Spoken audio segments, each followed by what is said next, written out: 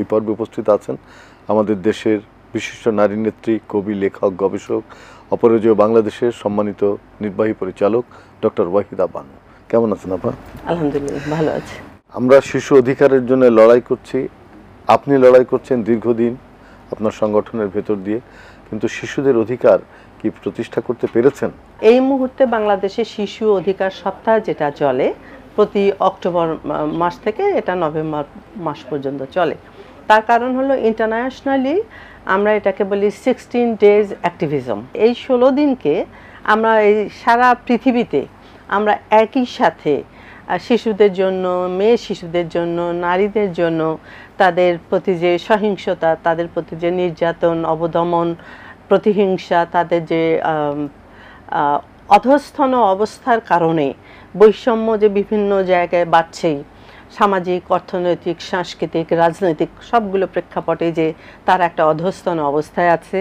বিভিন্ন দেশে আপনি জানেন এই মুহূর্তে যে অর্গানাইজেশন না, আমি বলবো ইনস্টিটিউশনাল যে একটা ধস নেমে গেছে, অথবা জাতীয়ভাবে সংবিধানকে নতুনভাবে সাজিয়ে তোলার একটা প্রভাব কিন্তু পৃথিবীর দেশে দেশে চলছে। যেসব দেশে গণঅভ্যুত্থান হয়েছে, যেসব দেশে বিপ্লব হয়েছে, সবগুলো দেশে ইনক্লুডিং বাংলাদেশ। বাংলাদেশের এই প্রেক্ষাপটে আমি এর আগে বারবার এই কথাটা বলি যে আসলে এই গভর্নমেন্ট মানে ইন্টারিম গভর্নমেন্ট হিসাবে তার অনেকগুলো সুযোগ ছিল। সেই সুযোগটা কি, যে আমরা দীর্ঘদিন ধরে যারা শিশুদের নিয়ে, নারীদের নিয়ে, মেয়েদের নিয়ে কাজ করছি, তাদের জীবন মান উন্নয়নের জন্য এবং তাদের সুরক্ষা দেওয়ার জন্য এবং বাংলাদেশকে শিশু বান্ধব বাংলাদেশ তৈরি করার জন্য আমরা বলে আসছি শিশুদের জন্য তোমরা আলাদা একটা মন্ত্রণালয় স্থাপন করো। যদি মন্ত্রণালয় সম্ভব না হয় এই মুহূর্তে, তাহলে অন্তত শিশুদের জন্য একটা আলাদা অধিদপ্তর করা হোক। এই মন্ত্রণালয়ের নাম থেকে নারী ও শিশু অধিদপ্তর? না, শিশুদের অধিদপ্তর, শুধু শিশু বিষয়ক অধিদপ্তর। যেমন নারীদের অধিদপ্তর আছে, মহিলা বিষয়ক অধিদপ্তর আছে, শিশু বিষয়ক অধিদপ্তর হবে। এখন এই সময়েও আমরা দেখেছি যে নারী কমিশন, যেটা হলো শিশুদের জন্য কোনো কমিশন হয়নি, শিক্ষার জন্য কোনো কমিশন হয়নি, তরুণ তরুণীদের জন্য যারা জুলাই আন্দোলন বা অভ্যুত্থান করলো তাদের জন্য কোনো আসলে কমিশন করা হয়নি।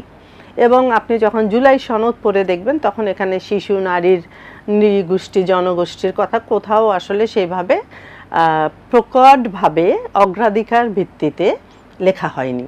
সেটা না পাওয়ার কারণে যেটা এখন হচ্ছে, জাতীয় আন্তর্জাতিকভাবে যে ডেজগুলো আমরা অবজার্ভ করছি to make people aware about the issues, মানুষকে সচেতন করা, তাদেরকে জানানো, এটার জন্য আমরা বিভিন্ন ধরনের প্রোগ্রাম করছি। মনে করেন এটাতে মাইকিং করা হচ্ছে, উঠান বৈঠক করা হচ্ছে, পাবলিক ডায়ালগ করা হচ্ছে, তারপর ফ্রিম্যান স্টেজ করা হচ্ছে, গুডম্যান ক্যাম্পেইন করা হচ্ছে, যাতে করে মানুষ বোঝে যে আমি সমাজের একজন সুস্থ এবং স্বাভাবিক মানুষ এবং আমি এই সমাজে নারী এবং শিশুদের বিরুদ্ধে যে সহিংসতা, সেই সহিংসতা হতে দেব না, করব না, এবং এমন একটা পরিবেশ তৈরি করতে আমি সহযোগিতা করব যাতে করে এই পরিবেশটা শিশু এবং নারীদের, মেয়েদের বান্ধব হয়ে তৈরি হয়। তো সেই জায়গায় মানুষের অঙ্গীকারটা আমাদের বড্ড জরুরি। আর একটা বিষয় হলো শিশুদের নিরাপত্তার জন্য যে একটা বেষ্টনী অথবা একটা বলয় থাকা দরকার, যা আমরা জানি অনেকগুলো চাইল্ড হেল্পলাইন আছে। এখনও সবাই, আমরা এখানেও যারা আছি সবাই কিন্তু চাইল্ড হেল্পলাইনগুলোর নাম্বার জানি না। সেগুলোকে অ্যাক্টিভেট করা এবং প্রত্যন্ত অঞ্চলে যারা দূর দূর অঞ্চলে আছে, যারা চরে আছে, যারা চিটাগং হিল ট্রাক্সে আছে, যারা ক্ষুদ্র জনগোষ্ঠীর, তারা সবাই যেন মেইন স্ট্রিমিংয়ের চাইল্ড প্রোটেকশনের যে সিস্টেম বা ব্যবস্থা, এটার আওতায় যেন তারা চলে আসে। এখানে চলে আসতে খুব বেশি কিছু লাগবে না সরকারের। যেটা করতে হবে আমরা সবাই জানি যে সোশ্যাল সেফটি নেট বলে একটা বরাদ্দ আছে, যেখানে প্রায় 16 ধরনের ক্যাটাগরিজ অফ পিপল, এখানে মুক্তিযোদ্ধা থেকে শুরু করে বিধবা ভাতা, ইভেন শিশুদের জন্য এই ভাতাটা দেওয়া হয়। কিন্তু আগের সময় আমরা কখনো শিশুদের জন্য 2 পয়সা এখান থেকে আমরা নিতে পারিনি। এটা টোটাল বাজেটের 17% এই শিশু সুরক্ষা বলয় বা সামাজিক সুরক্ষা বলয়, শিশু সুরক্ষা নয়, এখান থেকে আমাদের এই সাপোর্টটা করতে পারে।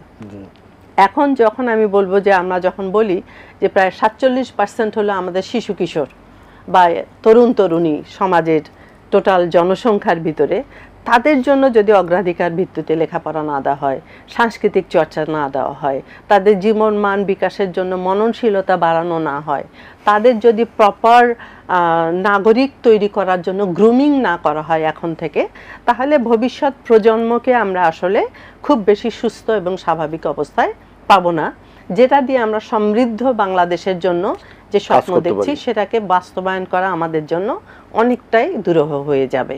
শিশুর সঙ্গে নারী কিন্তু অঙ্গাঙ্গিভাবে যুক্ত। জি, আমি বলবো যে নারীদের জন্য আপনি কি ভাবছেন? এই সরকার আসার পরে নারী কমিশন করা হলো। আপনি জানেন নারী কমিশন করার পরে তার একটা অনেকগুলো সুপারিশ দিয়েছে, 344টা সম্ভবত সুপারিশ দিল। কিন্তু সেই নারী কমিশনের ভিতরে যে সুপারিশগুলো আসলো সেগুলো নিয়ে বহুল আলোচনা হবার কোনো সুযোগ ছিল না, যাতে করে বাংলাদেশের আপামর জনতা জানে যে নারী কমিশনের সুপারিশগুলো কি ছিল। এটা কোনো ব্যবস্থাই ছিল না। এরা ছিল 1 নম্বর সমস্যা। 2 নম্বর হলো যে নারী কমিশনের নীতিমালা যে জমাও দেওয়া হলো, সেখান থেকে যে 2-4টা পয়েন্ট যে অর্থনৈতিক ক্ষেত্রে, রাজনৈতিক ক্ষেত্রে, সামাজিক ক্ষেত্রে, সাংস্কৃতিক ক্ষেত্রে নারীদের অংশগ্রহণ, অংশীদারিত্ব এবং সিদ্ধান্ত গ্রহণে নারীরা কিভাবে ভূমিকা রাখবে সেই কথাগুলো চলে আসেনি। এবং মানে আমি বলবো যে মানে ওভারঅল যদি আমি বলি যে ঐক্যমত্য কমিশনেও নারীর বিষয়টাকে প্রায়োরিটি দেওয়া হয়নি, জুলাই সনদেও প্রায়োরিটি দেওয়া হয়নি।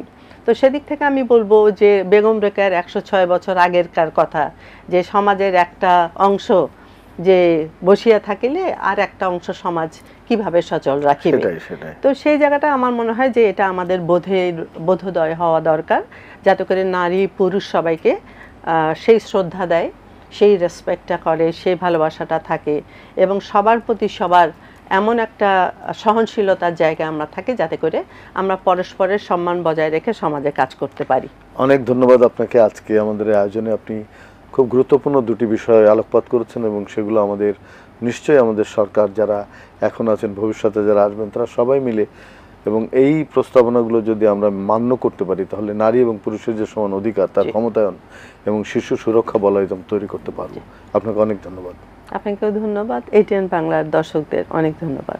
সুপ্রিয় সুধী, আপনারা দেখছেন এটিএন বাংলার অপরাজেয় বাংলাদেশ এবং ডাইনামিক গ্রুপ নিবেদিত সবার জন্য অনুষ্ঠান। আমরা এতক্ষণ ছিলাম সাম্প্রতিক ভাবনা পর্বে, এবারে যাব আবৃত্তি পর্বে। এই পর্বে উপস্থিত আছেন আমাদের দেশের বিশিষ্ট আবৃত্তি শিল্পী ফারজানা আলী। কথা বলছি তার সঙ্গে। কেমন আছেন আপনি? ভালো আছি। আমাদের প্রকৃতিতে এখন হেমন্ত, তো আমরা চাই যে হেমন্তের একটি কবিতা শুনতে। হ্যাঁ, কাজী নজরুল ইসলামের একটা হেমন্তের কবিতা পড়ব, অঘ্রাণে সওগাত। ঋতুর খাঞ্জা ভরিয়ে এলো কি ধরণীর সওগাত, নবীন ধানের অঘ্রাণে আজ অঘ্রাণ হলো মাত। গিন্নি পাগল চালের ফিন্নি, তসতরি ভরে নবীনা গিন্নি, হাসিতে হাসিতে দিতেছে স্বামীরে, খুশিতে কাঁপিছে হাত। সিন্নি রাধেন বড় বিবি, বাড়ি গন্ধে তেলেসমাত। হল্লা করিয়া ফিরিছে পাড়ার দস্যি ছেলের দল, ময়নামতির শাড়ি পরা মেয়ে গয়নাতে ঝলমল। নতুন পৌঁছি বাজু বন্ধ করে, চাষা বউ কথা কয় না কোমরে। জারি গান আর গাজির গানেতে সারা গ্রাম চঞ্চল। বউ করে পিঠা, পুর দেয়া মিঠা, দেখে জিভে সরে জল। মাঠের সাগরে জোয়ারের পরে লেগেছে ভাটির টান, রাখাল ছেলের বিদায় বাসিতে ঝুরিছে আমন ধান। কৃষক কণ্ঠে ভাটিয়ালি সুর, রয়ে রয়ে মোর বিদায় বিধুর। ধান ঘানে বউ দুলে দুলে ওঠে রূপ তরঙ্গবান, বধূর পায়ের পরশে আবার পেয়েছে ঢেকির প্রাণ। হেমন্ত গায়ে হেলান দিয়ে গো রৌদ্র পোহায় শীত, কিরণ ধারায় ঝরিয়া পড়িছে সূর্য আলো শরীর। দিগন্তে যেন তুর্কি কুমারী, কুয়াশা নেকাব রেখেছে উতরি। চাঁদের প্রদীপ জ্বালাইয়া নিশি, জাগিছে একা নিশীথ। নতুনের পথ চেয়ে চেয়ে হলো হরিত পাতার পেট। নবীনের লাল ঝন্ডা উড়াইয়া আসিতেছে কিশলয়, রক্ত নিশান নহে যে ওরা শিক্ষিত শাখার জয়। মুজিদা এনেছে অগ্রহায়ণ, আসে নৌরোজ খোলো গো তরুণ। গোলা ভরে রাখো সারা বছরের হাসি ভরা সঞ্চয়। বাসি বিছানায় জাগিতেছে শিশু সুন্দর নির্ভয়। বাহ, কি অসাধারণ কবিতা! এবং সারা বছরের যে সঞ্চয় করে রাখতে হবে, হেমন্তের পরে যে ধানগুলো উঠবে হেমন্তের আগে সেগুলো সঞ্চয় করতে হবে, এটা কিন্তু আমাদের গ্রাম বাংলার রীতি এবং সেটা নজরুল খুব গভীরভাবে এই সংস্কৃতিটাকে দেখেছেন। কবিতা পাঠ খুব সুন্দর হয়েছে, অনেক ধন্যবাদ। এটিএন বাংলাকে ধন্যবাদ। সুপ্রিয় সুধী, আপনারা দেখছেন এটিএন বাংলার অপরাজেয় বাংলাদেশ এবং ডাইনামিক গ্রুপ নিবেদিত সবার জন্য অনুষ্ঠান। আমরা এতক্ষণ ছিলাম আবৃত্তি পর্বে, এবারে যাব জানা অজানা পর্বে। এই পর্বে উপস্থিত আছেন আমাদের দেশের বিশিষ্ট নারী উদ্যোক্তা, রন্ধনশিল্পী, আমাদের সকলের প্রিয় ইশরাত জাহান লাকি। কথা বলছি তার সঙ্গে। কেমন আছেন আপনি?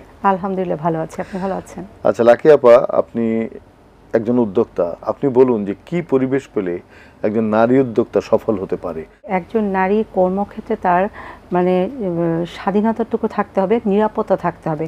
আমাদের আসলে পুরুষ শাসিত সমাজে আমরা এখন নারীর নিরাপত্তার কথা আমরা বলি, মুখে বলি, কিন্তু আমরা সেরকম করে আমরা সেই মানসিকতাটা আমাদের এখনও মনে হয় তৈরি হয়নি যে নারীও যে পুরুষের সমতালে কাজ করতে পারে, সেটা এখনও পুরুষ শাসিত সমাজে এখন এটা এস্টাবলিশ হয়নি। আমার মনে হয় এটা আমাদেরকে সবার মনের মধ্যে মানে আমাদের সমাজের সর্বস্তরের মানুষের মধ্যে এটা থাকবে যে পুরুষের পাশাপাশি নারীও সে সমান তালে কাজ করতে পারবে। এমন আমরা এখন যে শুনলাম যে আমাদের উপদেষ্টা, প্রধান উপদেষ্টা, উনি একটা ডিক্লেয়ার দিয়েছেন যে নারীরা 5 ঘন্টা কাজ করবে। নারীরা 5 ঘন্টা কাজ করবে, আমার মনে হয় এটা হওয়া উচিত না। নারীরা সমান তালে পুরুষদের সাথেই সে 8 ঘন্টা কাজ করবে, কিন্তু নারীরা 5 ঘন্টা কাজ করবে উনি বলেছেন, তো সেই তুলনায় পারিশ্রমিকও কমে যাবে।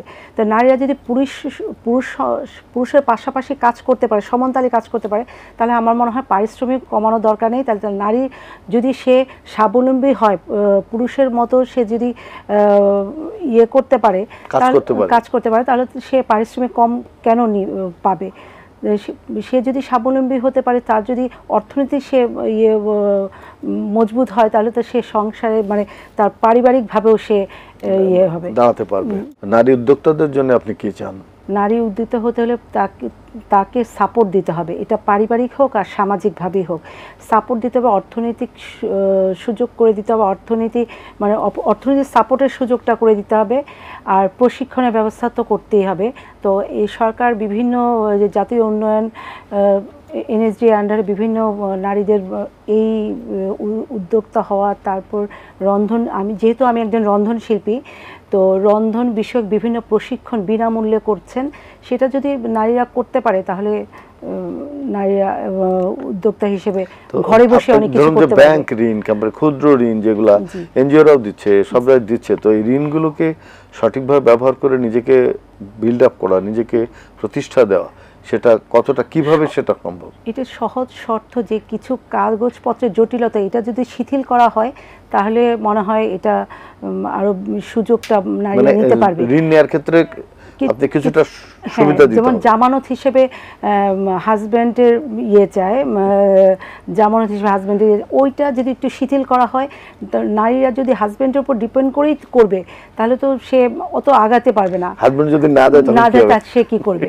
সেজন্য সেই জায়গাটা বিবেচনা করে একটু শিথিল করতে হবে। গ্রামের জনগোষ্ঠীর মধ্যে নারীরা যদি রন্ধনশিল্পী হতে চায় কিংবা শিল্প উদ্যোক্তা হতে চায়, তো সেই জায়গায় আমরা কি কাজ করব? তো শহরের কথা জানি, গ্রামীণ সমাজে বা পুরুষ শাসিত সমাজে এই জিনিসটা ধরে নিয়েছে যে পুরুষদের উপর ডিপেন্ডেন্ট হতে হবে নারীরা ঘরে বসে থাকবে, পুরুষরা ইনকাম করবে। সেইখান থেকে আমাদেরকে বেরিয়ে যেতে হবে যে নারীরাও আজকাল কাজ করে ঘরে বসে, বিভিন্ন হস্তশিল্পী, রান্না সব কিছু নিয়ে নারীরা কিন্তু ঘরে বসেও কাজ করতে পারবে।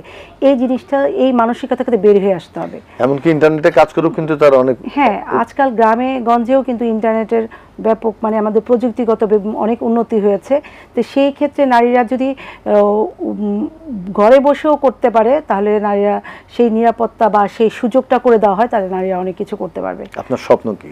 আমার স্বপ্ন, আমি রন্ধনবিদ হব। বরাবরই বলে আসছি যে আমি এখন রন্ধন শিল্পে আছি, আমি ভবিষ্যতে রন্ধনবিদ হতে চাই। অসাধারণ, আপনি ভালো থাকবেন, আপনি রন্ধনবিদ হবেন এবং আপনার রান্না আমরা খেয়ে খুব পরিতৃপ্তি লাভ করবো, এটা আশা করছি। ধন্যবাদ আপনাকে। সুধী স্বজন, আপনারা দেখছেন এটিএন বাংলার অপরাজেয় বাংলাদেশ এবং ডাইনামিক গ্রুপ নিবেদিত সবার জন্য অনুষ্ঠান। আমরা এতক্ষণ ছিলাম জানা অজানা পর্বে, এবারে যাব ভালোবাসার রং পর্বে। ওই পর্বে উপস্থিত আছেন আমাদের দেশের বিশিষ্ট চিত্রশিল্পী, মানবাধিকার কর্মী এবং জাতিসংঘের সঙ্গে টেকসই উন্নয়নে তিনি কাজ করছেন অনেক দিন ধরে, আমাদের সন্তু সাহা। কেমন আছেন আপনি? এই তো ভালো স্টেলিন ভাই। মানব উন্নয়নের একজন কর্মী হিসাবে আপনি দীর্ঘদিন থেকে জাতিসংঘের সঙ্গে যুক্ত আছেন এবং অনেক কাজ আপনি করেছেন। সেই কাজগুলো কি আপনি শুধু চিত্রকর্মের মাধ্যমেই করেন নাকি আরো অন্য কোনো ফর্ম আছে?